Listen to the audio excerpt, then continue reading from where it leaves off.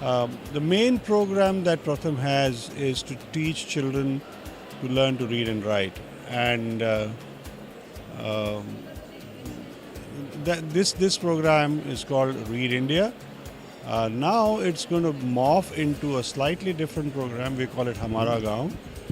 In this, the entire village is mobilized to take responsibility of children's education, starting with basic reading, writing, arithmetic, and then working upwards to learn more things and so on. So that is the main thrust of Pratham's programs. Like I said, we work directly with children, teaching them or helping them to learn, and we work indirectly with children by working with government, training teachers, and so on. As you would all notice, it's one of the most prestigious events organized here for the Indian community. Almost 550 guests come together, all supporters of Pratham, aggressively supporting Pratham here, supporting the way their program runs to help almost 50 million children since its inception.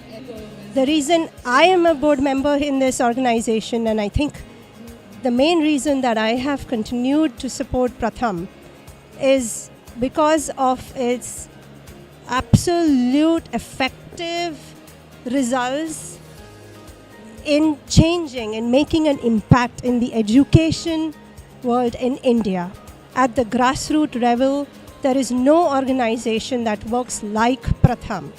Now, today, we are 16 chapters all across America, and every chapter is doing a great job raising money so that we can help the underprivileged children in India not only to learn, to read, do math, to write, but also they are helping women that dropped out of school. They're giving them a second chance to finish their education. They're helping young professionals learn vocational training skills so that they can have a job.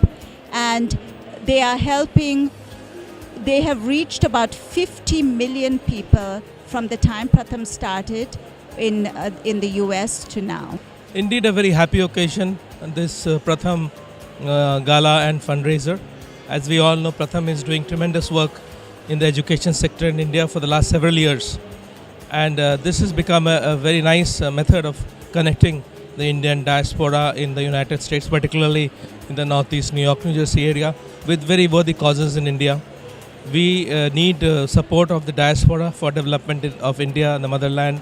And I think Pratham is a very good model to follow because they are concentrating on a very important sector, which is education, particularly school education. And Pratham has now almost become a household name both here in the United States among the community and in India. And their track record of training educational institutions, teachers, educational officers is really amazing.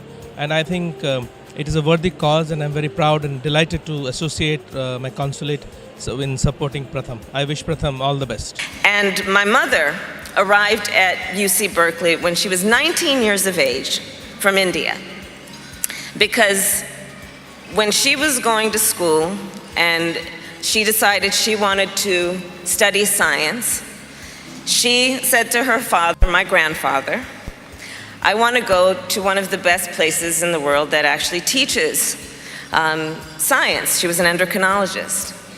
And so she looked at my grandfather and said, I want to go to Berkeley, California. I will tell you that one of the things that he definitely taught me is that freedom and democracy are not given to us. We have to fight for it. We have to fight for it. Freedom and democracy are not something we take for granted. And if it will endure, it will be because we fight for the ideals and the nobility of what it means to live in and support and fight for a democracy. I believe this right now is a moment in time that is requiring each and every one of us, and us collectively as a country, to look in a mirror and ask ourselves, who are we?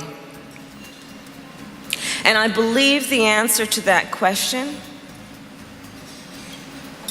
as proud Americans, I believe the answer to that question is, we are better than this. We are better than this. For the vast majority of Americans, when we wake up in the middle of the night with that thought, it has to do with one of just a very few things. Our personal health, the health of our children or our parents. For so many Americans, can I get a job, keep a job, pay the bills by the end of the month, retire with dignity? For so many of our students, can I pay off those student loans? The vast majority of us have so much more in common than what separates us. And this is a moment to hold that truth and fight for it. Years from now, our children and our grandchildren and others will look at us. And they will look at us, they'll look in our eyes, and they will ask us, where were you at that inflection moment? Where were you? And what I know, based on everyone here and the work you are doing, is that our answer to that question will be, we were here tonight with each other.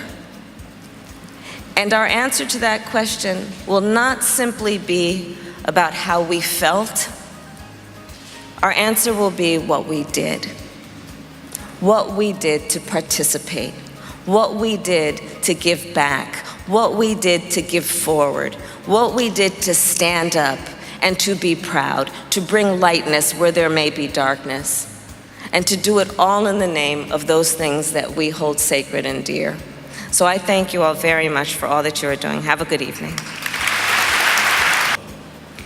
So, as I look ahead, I think that these questions of yesterday need to be made into routine things of today, things that every child can have.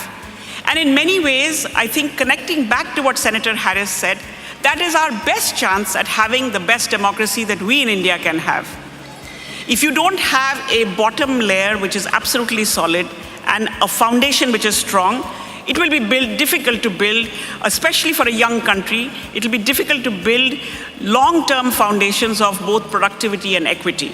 We've been doing this for a number of years, and we see that the interest in leveraging, in using the innovations that have already been proven to be successful, is something that we are beginning to do. We've done on some scale, but I think we should accelerate it.